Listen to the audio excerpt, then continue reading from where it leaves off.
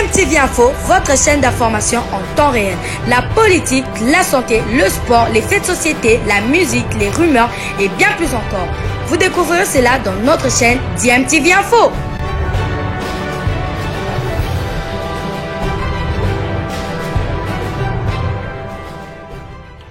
Vous êtes sur DMTV, bonjour ou bonsoir, tout dépend de l'heure à laquelle vous nous suivez. Tout plaisir est pour nous de vous retrouver, mais surtout de savoir que vous êtes nombreux en train de suivre votre chaîne YouTube DMTV. DMTV qui vous propose l'actualité, vous propose également des analyses et des réflexions sur des sujets d'actualité, sur des faits sociaux, ou tout simplement sur des réalités que nous observons ici chez nous en République démocratique du Congo. C'est l'heure de notre tour d'horizon. Un tour d'horizon qui nous permet d'échanger avec vous sur l'actualité concernant certains de nos internationaux. Et pour le numéro d'aujourd'hui, nous le débutons par la France et sa Ligue 1. Précieuse victoire des Marseillais hier soir en championnat avec un Bakambu buteur pour la deuxième fois. L'OM s'impose 2-1, dans la difficulté à Metz grâce notamment à un but de l'attaquant congolais en première période pour l'ouverture du score. En effet, les Phocéens confortent leur deuxième place et creusent l'écart avec 4 points d'avance sur le troisième du championnat, l'OGC Nice. Cédric Bakambu, en étant titulaire hier soir, s'est offert son deuxième but en 3 matchs sous les couleurs marseillaises. De bon augure pour la République démocratique du Congo qui aura fort à faire le 26 mars prochain avec la réception du Maroc dans le cadre des barrages de la Coupe du Monde Qatar 2022. Prochain match jeudi prochain en Conference League. Marseille accueillera au stade Vélodrome le club azerbaïdjanais Karabakh. Restons en France, où Gaël Kakuta était buteur et passeur décisif. Lens enfonce Bordeaux. Les Lensois ont pris le dessus sur les Girondins de Bordeaux hier dimanche, en match de la 24e journée de la Ligue 1 française 3-2, score final. Très bien lancé dès l'entame de la partie, le RC Lens maîtrise les Bordelais durant la première période. C'est le Congolais Arnaud Kalimouandou servi par Gaël Kakuta qui allume la mèche à la 10e minute, 1-0. Et Gaël Kakuta s'invite à la fête et marque sur pénalty à la 22e minute le deuxième but pour le 2-0. Avant que Fofana ne mette le troisième but à la 26e minute. 3-0, Lens peut être tranquille et gérer son avance. Acculés et assiégés, les Bordelais ont réussi tout de même à réduire le score à 15 minutes de la pause pour le 3-1. À la pause, ce sont les locaux qui dominaient le débat avec 3-1. En seconde mi-temps, les coéquipiers de Gaël Kakuta trébuchent et laissent l'occasion aux Bordelais d'inscrire un deuxième but, 3-2, pour se mettre en confiance et tenter de recoller au score, mais la défense artésienne veillait bien.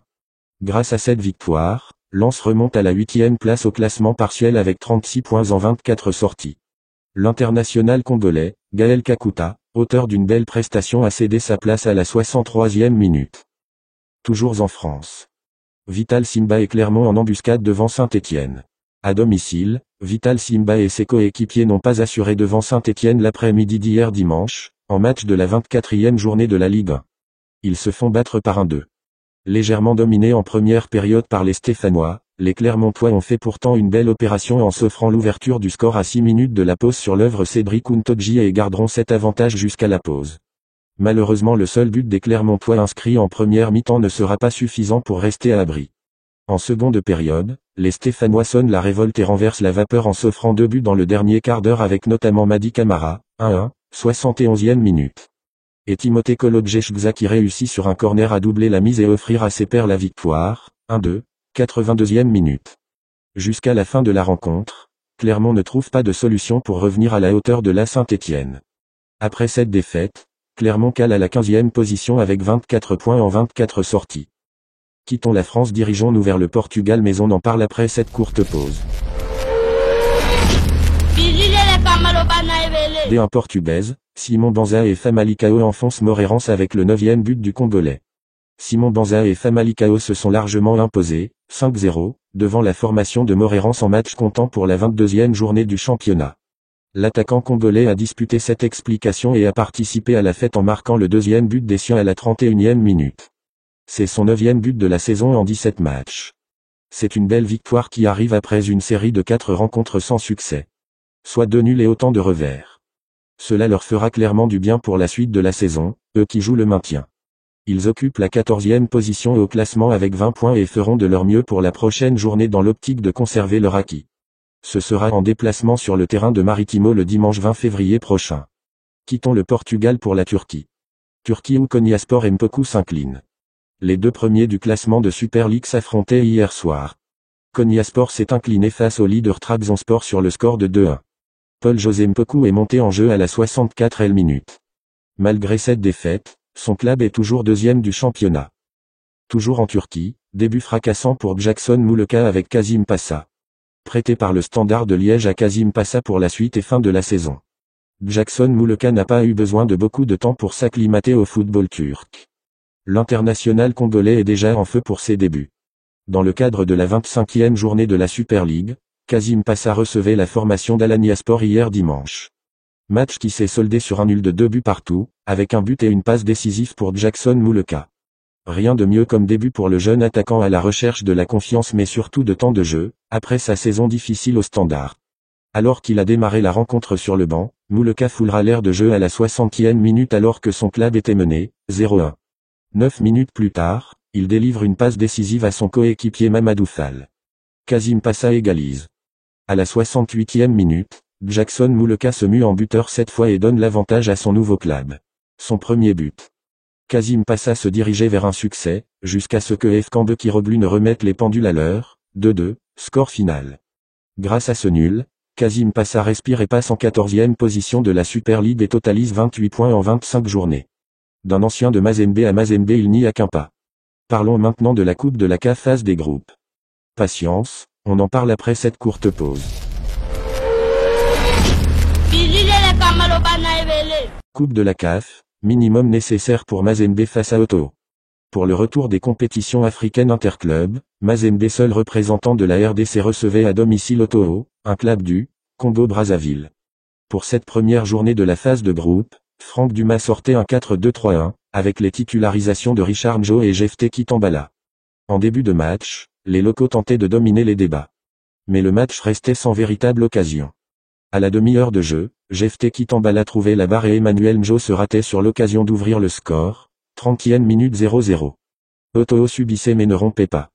Mersey Ngambi touchait lui aussi le poteau après la demi-heure de jeu, 35e minute. Quelques minutes plus tard, Kamalondo vibrait. Sur un coup franc, Richard Emmanuel ouvrait le score d'une balle à ras de terre bien ajustée, 1-0, 37e minute. À la pause, le score ne bougeait pas. Mazembe sans grande inspiration. En seconde période, Kabasso Chongo devait sortir sur blessure cédant sa place à Ntambwe Magloire, 48e minute. Malmenés, les visiteurs tenaient bon tout en se montrant par quelques occasions offensives. Emmanuel Njo passait tout près d'un doublé, à la 77e minute, mais voyait sa frappe heurter le poteau gauche sortant des Brazzavillois. En fin de match, une tête de Souleymane Sakandé passait juste à côté, à la 79e minute. Dumas faisait monter Meyombo et Ngalamouloumé pour maintenir le rythme pour les 10 dernières minutes. Après une dernière frayeur, Oumoun-Koro intervenait à la 91e minute. L'arbitre sifflait la fin du match sur cette courte victoire de Mazembe face aux Brazzavillois. Au terme de ce match, Mazembe trône en tête de ce groupe avec 3 points. Restons en Coupe de la CAF mais allons cette fois au Maroc. Maroc où Shadrack Mouzoundou buteur et passeur décisif. Berkane affrontait l'US Gendarmerie nationale du Niger hier soir en Coupe de la CAF. Les locaux se sont imposés sur le score de 5-3. Shadrack Mouzoundou a marqué le 4e but de son équipe. Il s'agit de son 5e but toute compétition confondue. À noter qu'il a également délivré un assist sur le premier but de son équipe. Après cette victoire, Berkane de Jean-Florent Ibambé prend la tête du groupe D avec 3 points.